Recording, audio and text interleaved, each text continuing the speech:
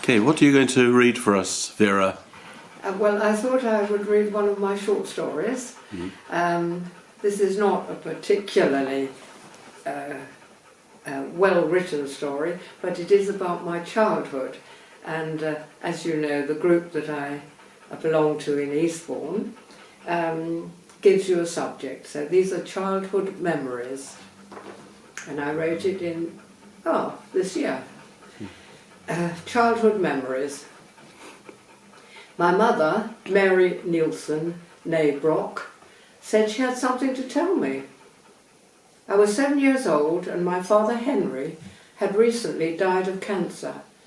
So to have another announcement now, 6 months later, did not bode well. We're going to move to England soon, Vera, and until we find our own home, we'll stay with Grandma in London. I liked my grandmother, who I'd met when she flew over to Denmark just after the war to stay with us in 1946. She'd given me a blue teddy bear which was soon modified from its original function as a hot water bottle cover. Teddy's large pouch had been filled with English tea, a product unobtainable in Denmark during the war. My mother had missed her tea, as my grandmother knew well, and to avoid any risk of the tea being confiscated, it had been hidden in the suitcase as a child's hot water bottle cover. So Teddy had already undertaken a dangerous mission to come to me on his first ever outing. But I don't want to go to England, I protested. I like living here at home. Sally won't want to come either. Why can't we all just stay here? My mother replied with a phrase I was to hear many times during the course of her long life. I'm not asking you, Vera, I'm telling you. We can't afford to live in this big house without Daddy here to support us. But in any case, you'll have lots of new aunts and uncles and cousins to meet in England. I'm sure you'll enjoy it once we get there. Of course, my mother, being English, wanted to get back to her family now she was widowed. My father's Danish family lived far away on the island of Bornholm and had never been close to us, as Mary was Henry's second wife, and not Danish to boot. She had married my father, her boss, at short notice after he had been unexpectedly muted from the London office, and bravely left her family and friends to move to Denmark with him some 10 years ago. The war had interrupted visits home, and indeed Denmark became occupied by the Germans, so all travel out of the country was verboten. I shared the horrifying news of my departure to England with my best friend Marita, who lived next door to me in a countryside setting some kilometres from Copenhagen. I do not remember if we discussed her hiding me and my dog Sally in her large basement, but I do remember we formed a Ways and Means Council of War downstairs in the basement and out of all adult earshot. We both declared we hated England, and by extension, all things English. We fumed and stamped our feet. Sally thumped her tail in agreement. A new game? The only solution, and revenge we could think of, was to make a big pile of all my English stamps. These we ceremoniously tore into tiny pieces and then flushed them down the lavatory, one at a time. Goodbye, England. We hate England. England flushed down the lavatory and obliterated by sympathetic magic. Alas, it had no effect. The house was sold, the furniture was sold, and we took the ferry boat from Esbjerg to Harwich in England. Some furniture followed and was put into storage. The dog Sally was put to sleep, although I was told by my mother that she was in quarantine.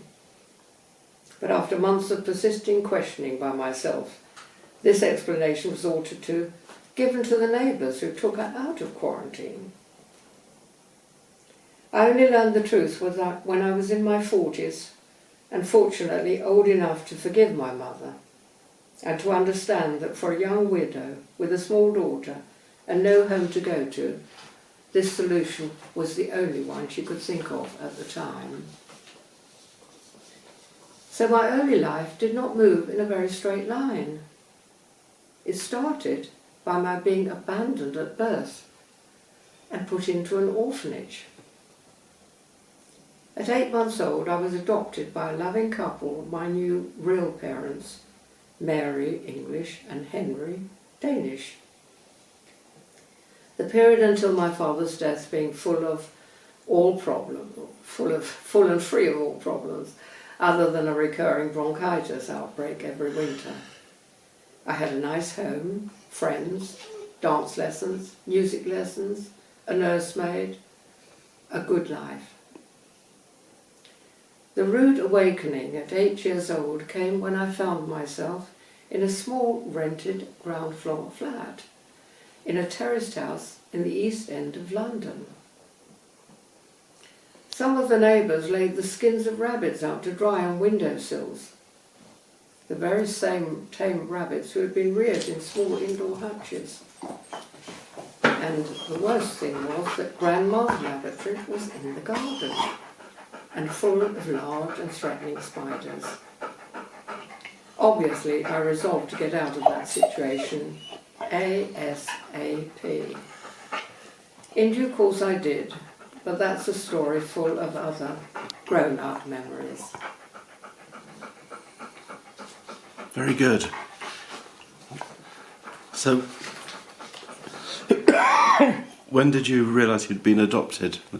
Well, my mother told me fairly early on, and I always imagined that obviously it was I was some princess or the other, that the king had erred or something. I don't think I even thought of grown-up things like that, but I imagine it was some grand person who maybe died in sad circumstances or something. So I didn't mind too much. Because she put it to me in quite a nice way. In fact, she rather pushed the idea that I had been chosen. So I imagined this large room full of babies and myself being chosen, which was in fact the sort of thing that happened, except she did not choose me. I was in a large room full of babies and I was the next one to go, as it were, but it didn't strike me as a problem. And you met your real mother then? Well, and that's something I was telling you, Adrian. Yes. By some extraordinary chance, at 68 years old, I met my real mother in Denmark, still alive. And this came about because, my real mother, my birth mother, as it were, because I was going through some administrative thing here in France, and I had to get my Danish paperwork, which I had never had. I'd never seen my adoption paper, and I only had a christening certificate, which doubles up for everything in Denmark, the christening certificate. The baptism, I think I was baptised a Protestant, I suppose, in Denmark, my father being that way, or the tradition being that. And so I saw for the first time my mother's name, and also when I was ringing the people in Copenhagen, one of the ladies said, "And do you know your mother is still alive?" So it was a big shock, and I didn't have to go through anything other than look up the phone book on the internet, find her number and ring her. And so I rang this Danish lady who answered the phone and said, "What do you want? What do you want?" She had a sort of rough country voice. I won't say it again. vascular care, what do you want? Are you from the social services? And I said, well, no, Mrs. X. Her name was Gudrun, but I won't mention her real name. No, I just wanted to know if you were well. I couldn't get any more out of myself. So I just said, well, goodbye, and put the phone down. But then I asked my ex-Danish nursemaid about it, and she said, why don't you write to her with a photo and say you think you're her daughter, which I did. And I also said, I'm going to ring in 10 days' time at 12 o'clock if you would like to speak to me. And that's what she did. And so I rang, and she picked up the phone, and she said, yeah, dear Adel, you're my daughter. And then I flew over and met her, and it was all very exciting. And I flew over for six years until her death.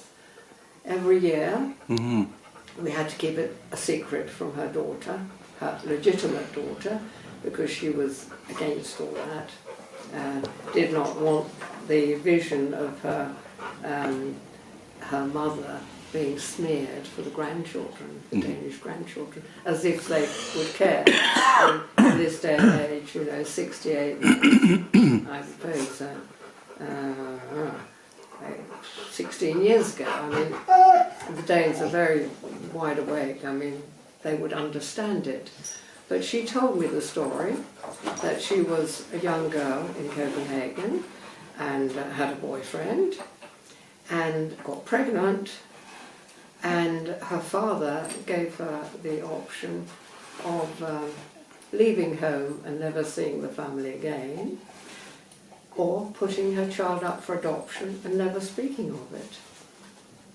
So it was not a great option, so she left me behind in the hospital.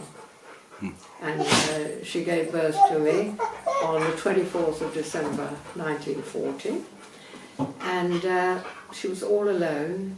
Her parents didn't visit her. She was at Christmas Eve alone in the hospital in Denmark with a baby she had to give away 2 days later. So that was very, very sad. Yes, but a happy ending. A happy ending, because she was so pleased to see me. Because, of course, you can imagine, all your life you're thinking, has this person died, or has my child gone bad, or this or that or the other. So we were very, very happy. And when I went to Denmark, every time I hired a car, and she showed me her father's grave, went to the father and mother's grave, and we did where she was born, and all sorts of lovely things. So it was very interesting indeed. Right, that's a terrific story. Yeah. Okay, Anything let's else? stop there. Shall No. we? Fine. Okay.